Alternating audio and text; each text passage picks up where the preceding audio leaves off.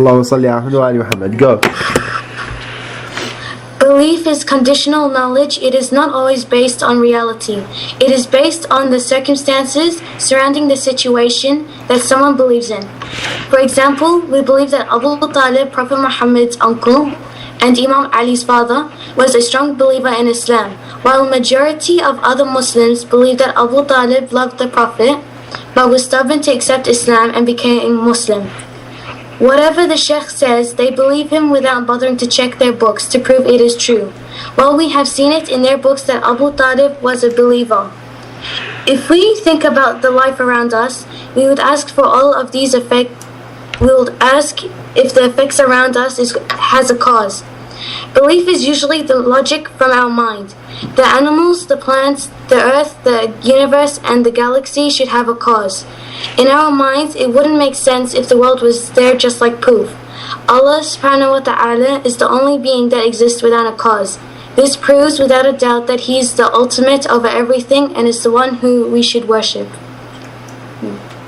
Well done. Alright, the second part of the belief group. Ali, are you back?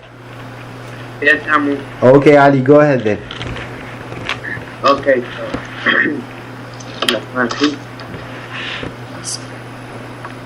so a unbeliever came up to a believer and he said, I would like to ask you why there should be a first cause anyway. Why not the whole universe always existed and does not have a starting point? So that we don't need to have a first starter. Ali, can I interrupt you? Your voice is not very clear. Oh. Can you come closer? Okay, so Yeah, that's much better. Yeah, go ahead. So the believer said. So the believer said, I agree with you in one thing, that there's no proof that this world came from. That this world came from nothing and started from a point. But I disagree with you that the world can sustain itself by itself. He said, look at this, for example, a wave. A wave by itself exists, but it cannot exist if there's no ocean. So what the unbeliever got wrong is that he thought, because everything had a cause, he thought God should have a cause. So what's the difference between Allah subhanahu wa ta'ala and us? So we and everything in this universe basically has limitations in time and space, is ever changing. So from young to old, large to small, and everything is dependent on each other, everything's needy, everything's relative. So in conclusion,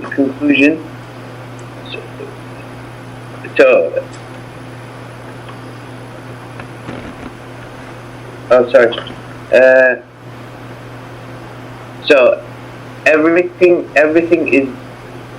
is limited, ever-changing, dependent, needy, and relative, and which means that everything, the whole universe cannot sustain itself. It needs the obligatory being who is not limited by time, place, ability, is not changing, is not dependent, and is not relative. So that's all. Well done. Sallu ala Muhammad wa ala Muhammad. Allahumma salli. Okay, it's Maryam too. Okay. A merchant was traveling to the city of Gummy Bears when he came across a crossroad. Can you hear her well? Yes. No. Yes. Okay. All right. Is that no or yes? No. No.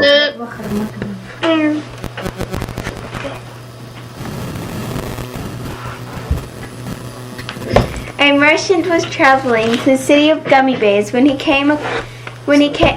comes to a crossroad. The right side opens to a field full of unicorns, and the left to a tangled jungle. The merchant didn't know which of the two led to the city of gummy bears, so he took the right.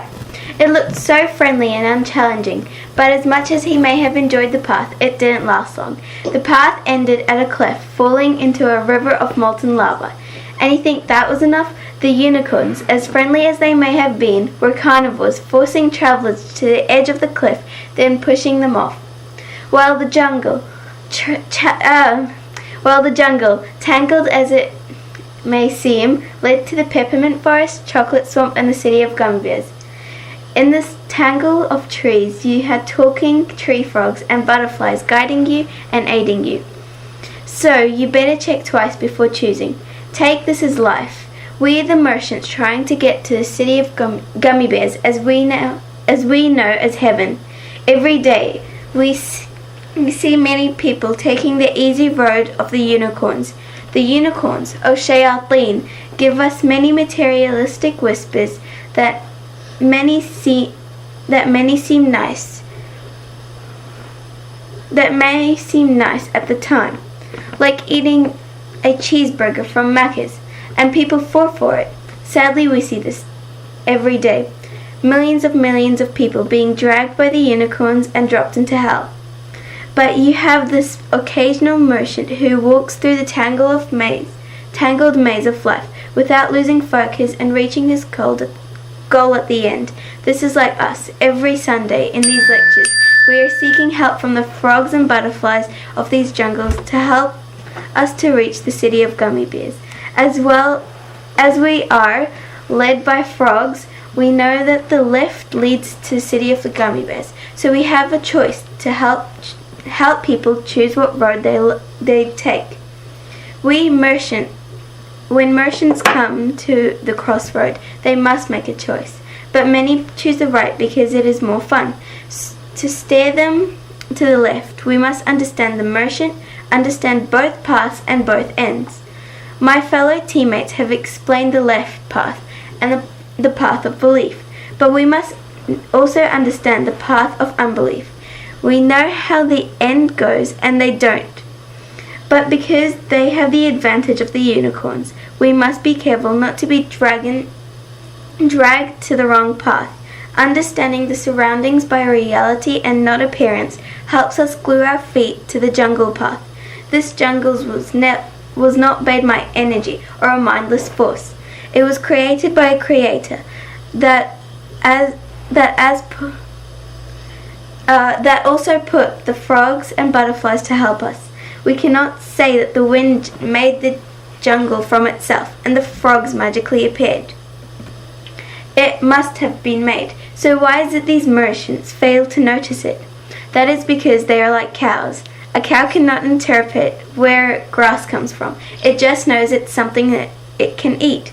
They simply interpret that the jungle is hard to cross and not why it is there. These merchants only see and interpret things by their senses. Now we know that the unicorns have tender beef for breakfast. The second lot of merchants want to be free. They don't want to be committed to rituals and pondering. They are impatient. These people are like chickens, always fighting for their freedom, running away when you try to hold them. They want to enjoy what they have while it lasts, before it's gone, and they don't bother to think what is waiting on the receiving end. Now the unicorns have lunch. Lastly, the third group of unbelievers. These people are the ones that minds aren't big enough to interpret God. They just don't understand. These people are the brainless zombie pigs that go for what they understand. They have to let their mind rot in their desires and cannot see how God may even exist. They are flooded with arrogance that they want God to be within their limitation, their mind and imagination. They try to frame God, but all three are willing to risk their life so that they can enjoy the field of unicorns. They completely forgot their goal. One day, a merchant walked into the forest with doubt. He met a butterfly and asked it if it liked chocolate. It said no. This merchant was confused. How could anything not like chocolate? So he asked the butterfly why it didn't like chocolate. So the butterfly said, I am not like you. You are a human and I am a butterfly. To you, I am small, but to an ant, I am big. To me, chocolate is bitter and poisonous. To you, it is a sensational treat. You see, my friend, it depends on the point of reference. A man standing on top of a cliff is scared to the bone and wouldn't climb down, while a man at the bottom thinks the man at the top is a wuss and keeps telling him to go down. If they swapped over, and they would act exactly the same as the other. The only difference is their reference. The man at the top looks down and the man at the bottom looks up. It is the same place, yet the man on the top sees it as a big drop and the man at the bottom sees it as a short climb. Humans think by making cars they have helped the world. To humans, yes, it is a way of transport, but to butterflies like me, no. The only thing cars do is increases global warming and destroy the planet. See, one thing from a different point. God, many merchants like you cannot see how he can be merciful and justice at the same time. Am I right?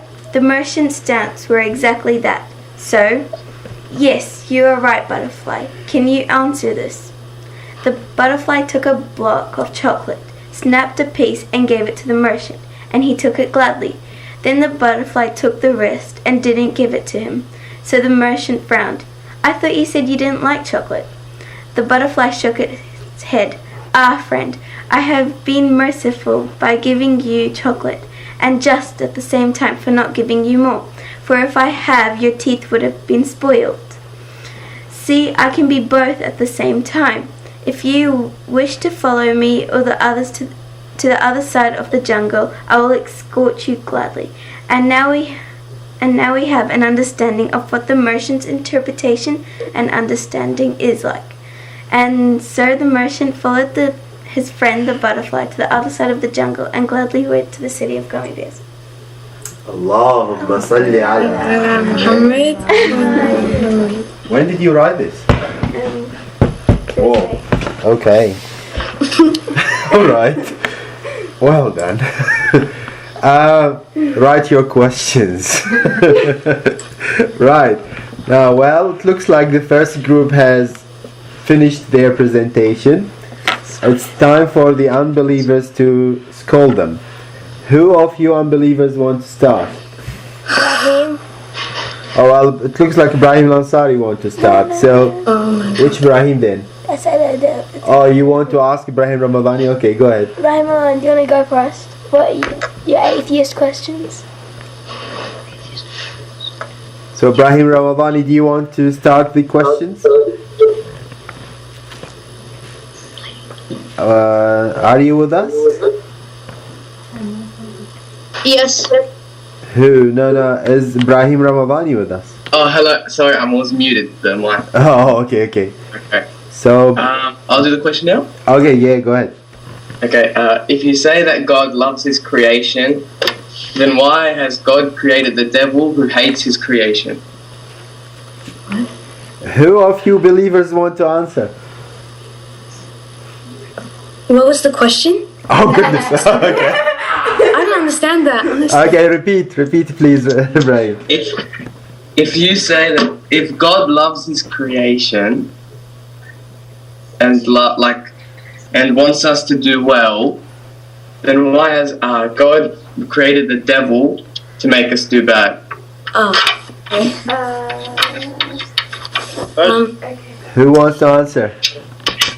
I think I'm gonna try this one. Okay, go ahead.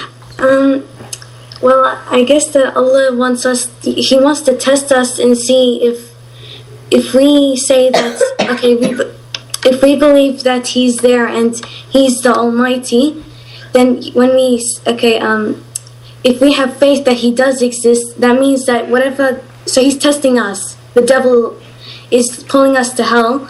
So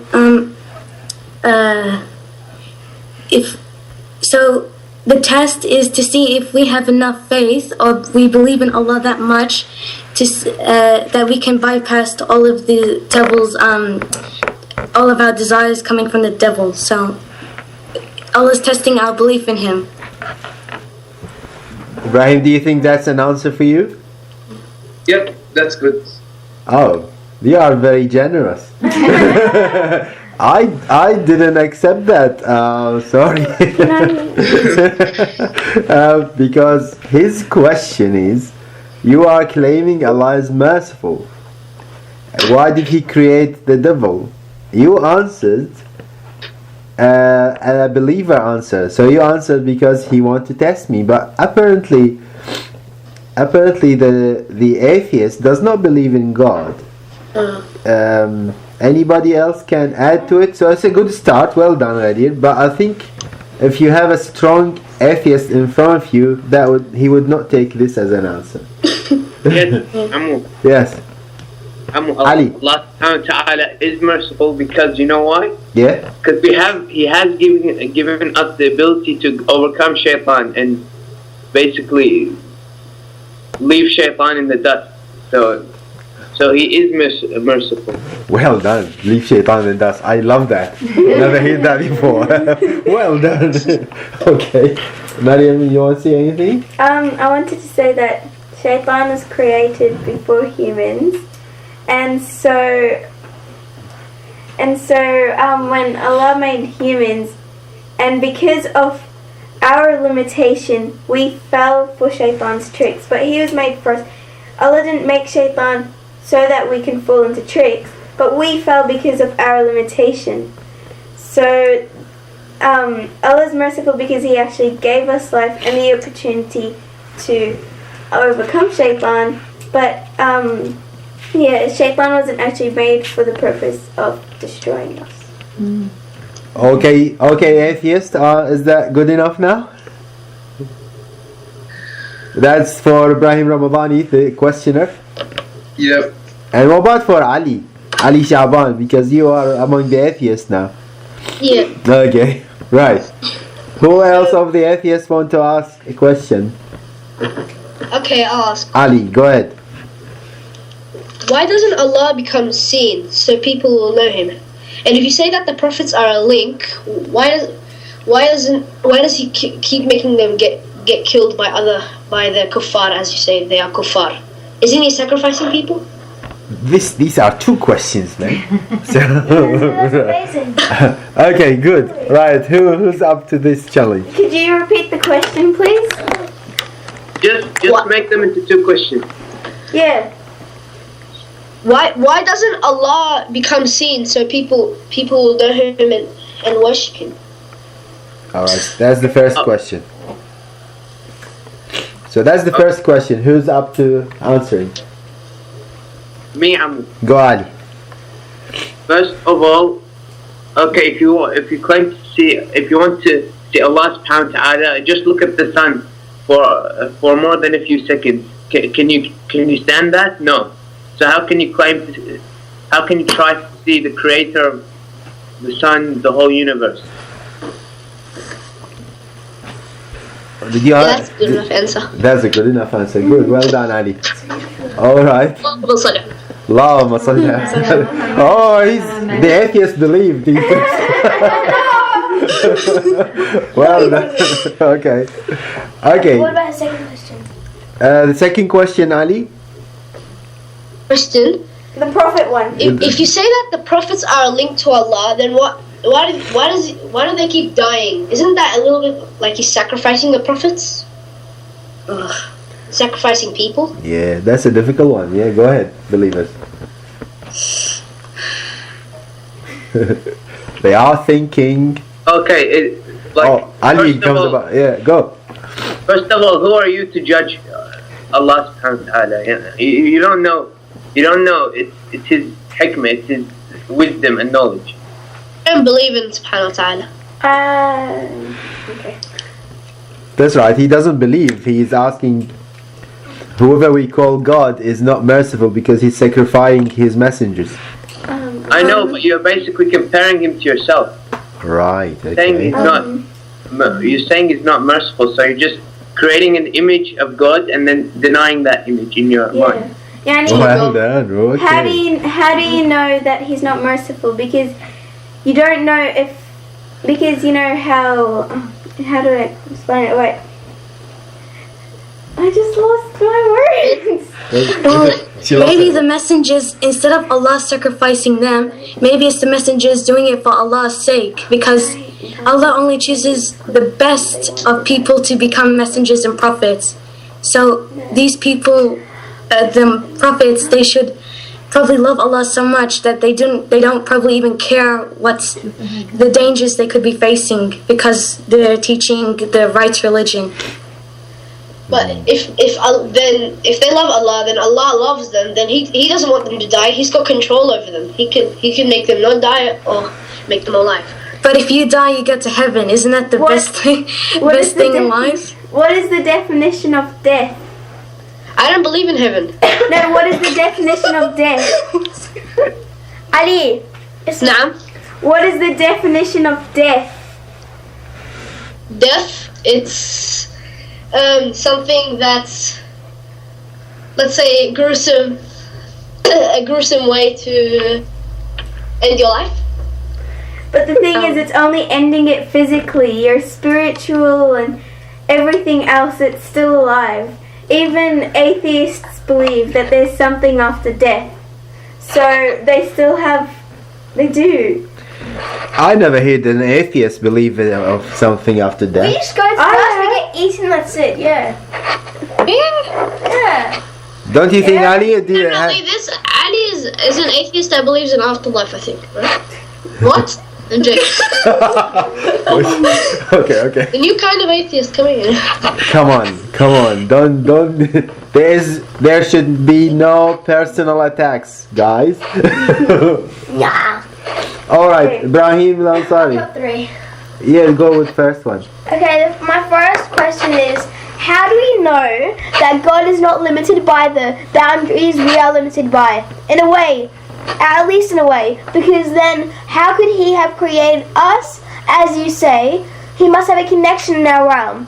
And then it would be possible, cancelling out what you said, about how God is permitted by our not permitted by our boundaries. And another point. Wait. No, more question. Oh. Ibrahim, can you repeat this? Ibrahim, this is very difficult. Yeah, repeat it. You, I can't even hear. How do we know that? Come here. Okay. How do we know that God is not limited by the boundaries we are limited by? In a way, because then, in a way at least, then how could He have created us? As you say, He must have a connection in our realm. Then it would be possible, cancelling out what you said about how God is not permitted by our boundaries. And then how does He share realm when? How does He has to share realm if He's everywhere, like you guys say? He has to be in our realm, so He would be exposed by those. Did you guys understand that? No, So am Yes. I. Oh, who okay. understood it? I think I do. Ali understood it? Yeah, well, Okay, go ahead then. I've said this before. He's trying to make a picture of God, or trying to put Him into his logical system, and then deny that. Yeah, yes, but no. If you see what I said, how do you say He's everywhere? Because if He's in this realm, He'd be exposed to time and space. What do you mean by realm? Like realm of space. Like universe? Realm, yeah, universe. I know, but realm you're trying to does not picture a define God that you can space. imagine. It- We're saying that He doesn't, like He's not imaginable. Yeah, but Right, imagine. I'm not imagining Him. I'm simply just saying that. How can you say He's everywhere if you believe He's not permitted by time and space? And I'm also saying that how could He have created us, like you guys say, and He has no characteristic to do with time and space? Wait, I already saw it. Maryam want to ask the atheist a question. Well, by definition, realm does not represent a space or a time. For humans are said to be in the realm of mind, imagination, desire, and matter at the same time, but it doesn't mean we're in 4 different places at the same time or 4 different times. It means that these are the states that we have. Then why? So realm does not go by definition. So if He's everywhere, he's also in the material world, yes? As you guys say, material world. So wouldn't he be exposed to them? Exposed to the material world? Yes. He is. We see him every day. Exactly. Then He- how isn't he exposed to time and space? Time and space is part of the material world. He by himself is not. He cannot be materialized. So you cannot say that he is, but his creations that he has made are. And those creations are part of him. Is that good enough for you or not? Yeah. On what basis? Why is it? Yeah, if you would want me to answer that question, I'd say. Can't imagine God. And he's answering. He said you can't imagine God. Right. Yeah, but I'm not imagining him. I'm just saying that how would he... You're putting him into your logic, trying to comprehend him. What's your next question? My next question is, how do you know no one was before your God, Allah? What if someone before him is the real God that created him? What is your point to prove me wrong? P.S. Don't use the chain of causes, because you can easily put one person before Allah subhanahu wa ta'ala. You can't say he's first. You can't prove it. Yes, so... Who wants to answer this? Well, first of all, even if there was someone before him, there has to be someone at the very start. Yeah, but then you wouldn't have called that person all Allah those subhanahu wa ta'ala. imaginary gods when you can just have. We don't Go. We don't know who Allah subhanahu wa ta'ala is. We know that he's the first person. So if you're saying someone created God, then that first person is who we're referring to. We're not referring to that second person. We're referring to that first person always. You can't call him a person first of all. No, we're referring to the first being. He's a difficult debater, isn't he? Yeah, and you can't call him a being because a being is someone that's created. Yeah, okay, No. so yeah, From where is accept. this definition? Being means something that exists. From where is this definition? I do not know. Yeah. Alright, atheists, have you believed? Oh, he had a third question. Yeah, I got this one from Go ahead. Ghadir's thing. So yeah, Okay. if Ghadir says belief is not a reality, why should we believe it? Because we know emotions are reality, thinking is reality. But if belief is not a reality, it could be just imagination, but coordinated to be called belief. Alright, go ahead. Do you guys want to go? Can you repeat the question? Yeah, I didn't understand that. Belief is not you said belief is not a reality. I didn't say that. Yes. No, I didn't. What did you say then? You did. I did. When? Sadly, Ghadir. So, Ghadir, can you tell us what you said again?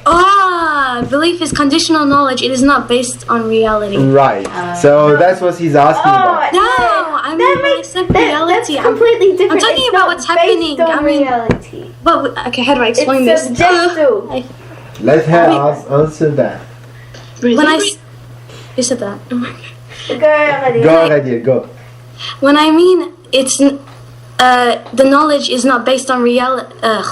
Believe. When I say that the conditional knowledge is not always based on reality, the reality I'm talking about is the things that are actually happening. If you can understand what I'm saying, The absolute reality.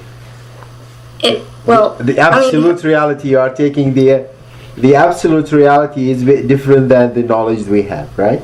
Yeah. Okay. Is that I'm understandable? destroyed. Why? Alright, he thinks that he's destroyed. Well done, believer. Okay. That's very Do good. you believe now, Ibrahim? No, I've never. Okay, well done guys. That was really interesting and very nice. Now we will go to the fiqh group. Who of you will start? Ibrahim said you would, didn't you? Ibrahim. Okay. Okay, Ibrahim, no, sorry. Come here.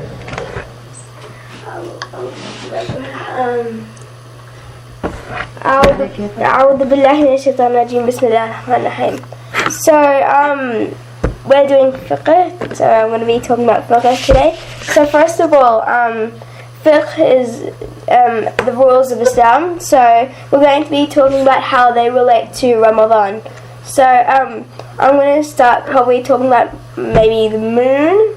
Yeah, I'll talk about how the moon and how we know the beginning and the end of Ramadan. So there's certain rules about fiqh, but one thing you need to know before you talk about fiqh that we've got different ulama and they've got different opinions. So this is just based on all the opinions, and I'll say like the main ones. So how you there's like there's 4 different aspects. It's like how you see it, who you like get the information from, and like when you start, like the time. So first of all, it starts how do you know? So that's if you ask 2 people. Some I might say it has to be in the same spot, but others say no. So 2 trusty people that are in your area mostly. So for example, I've got my friend Ibrahim Ramadani, I trust him so much. I've got my friend Ali Shaban, and I trust him really much. And I asked them. But it's better to ask someone that everybody trusts, all the community. So for example, a sheikh or a lecturer that's really like experienced. So it's better to ask them, 2 of them, and then get your info. Second thing, 30 days of Sha'ban have gone. So if 30 days gone, then that's obvious that Ramadan is the next day. So that's the second reason. And the last reason is how you would see it. So the question is it just by eye, or is there something else? So some ulama say you can only see it with eye, and then that's how you know. The second thing is you can use astronomy, so astronomic calculations, and by telescope.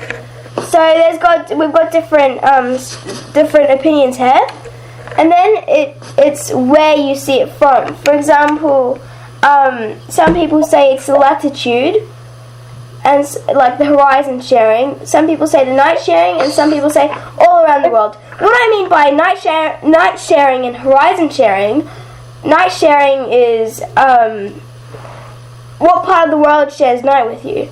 So for example, if my friends from America say, oh, we saw the hilal, it's Ramadan tomorrow, I won't accept that because they have to be in my radius.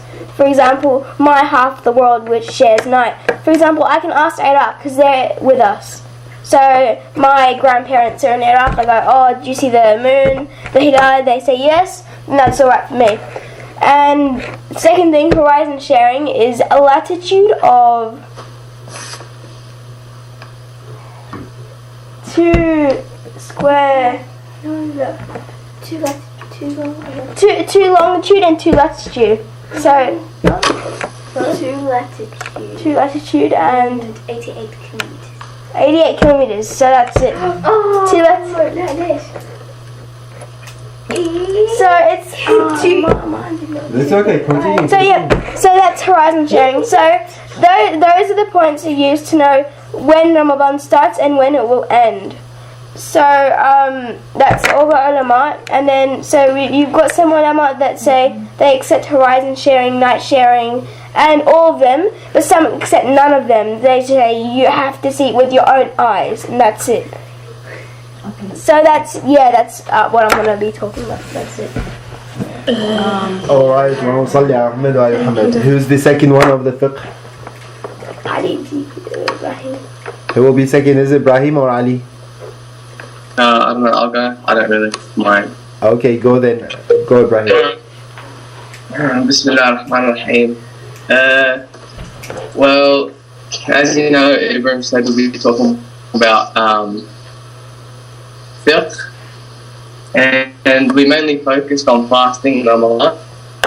Yep. So for me, fiqh is like it's an expansion of a conduct expounded from the Quran. often supplemented by tradition, and these are like the rulings are usually interpreted by jurists or marja'iyya, whoever you believe in, and they interpret it and put it in the ways like some people say you can fast if you see it with a telescope, some people if you're with your eyes. There are some examples of rulings would be who has seen the moon and how many people, and this can affect it, like if you're going to fast or whether you're not, especially also the amount of people who have seen it with you. How did you see it? It also depends on how you saw it with your naked eye, the telescope, or as Ibrahim also said, astronomically. Where did you see it? And like which city, country, because also this can affect the rulings depending on marja, as Ibrahim also said, the night sharing, the horizon sharing. The horizon share, if you guys don't know what horizon means, it's the circular boundary of the part of the Earth's surface, visible from a particular point. To see the moon, it's when the 30 days of Sha'ban has passed. What else? These are all like some examples. It's all different depending on the marja. There's so many rulings from Sistani, Shirazi, Khamenei, all different type of people. So it really affects who you're following, and if it depends on where you are also. So yep, that's pretty much it. Well done. Allahumma salli ala Muhammad wa ali Muhammad. Ali? Ali, talk about like all the Don't worry, he knows. Yeah. Why are you doing? Okay. Anyway. Yeah, Okay, go Ali. so we all know now fiqh is ruling, and we all have someone to qallid.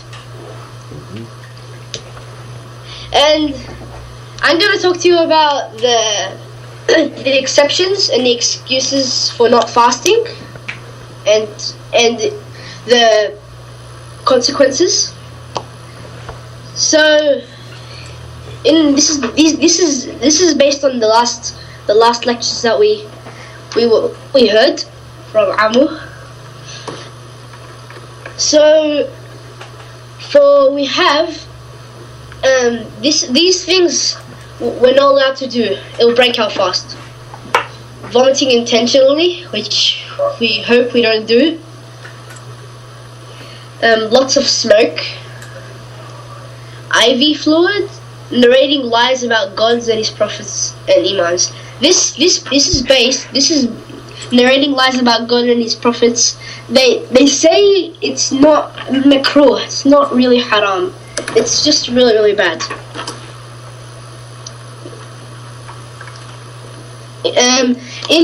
Eating and drinking, if not intentional.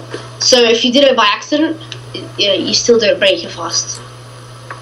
So mostly all the breaking of fasting, it's usually on intention, because the intention is the most important part, not physical. So now I'll talk to you about the excuses. So if you are pregnant, if you're sick, breastfeeding, old age, and chronic illness.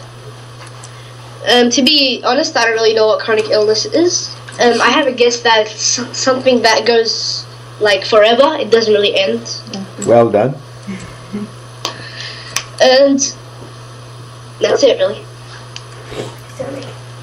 Brahim want to add something. What is it? As well that some stuff don't break your fast that enter your body. For example, if you get eye drops and air drops and inhalers and stuff, you're allowed to have them without breaking your fast. But if you put like water up your nose or something, or you drink water and stuff, if intentionally, like and like that's your fault. Too bad. And also that if you cough and a little bit of water comes out, don't re-drink it, spit it out, because then you'd have to redo your sound. Well done, thanks. Anybody has questions? Because I think it's the faith group should prepare some questions, but I think they did ask for excuse, so that's okay. Unless I'm the only Mohammed Hussein has and me are in faith. okay, I've got questions for Ibrahim al-Ansari. go ahead. When you said about different opinions of ulama, then how do you know they're reliable? How come they're a reliable source? Hi, my student. It's kind of more. It's more of your choice who you think is reliable. I can't tell you the decision myself because you choose the ulama, but it's more the people that you know are experienced and are saying the truth about most of what you've heard. It's kind of. I want to interfere here because unfortunately we started fasting before taqleed. So I haven't taught you taqleed yet, so probably Ibrahim won't be answer. He will answer from what he remembers, but it won't be from our teaching. So if you don't mind, excuse him for this. Okay. I have a question for him. Okay, Maryam has a question. Oh, Muhammad, you have another question? No. She can talk. Okay. You said that night sharing and the horizon sharing. If your reliable source was not sharing the same horizon or night, could they still be a reliable source?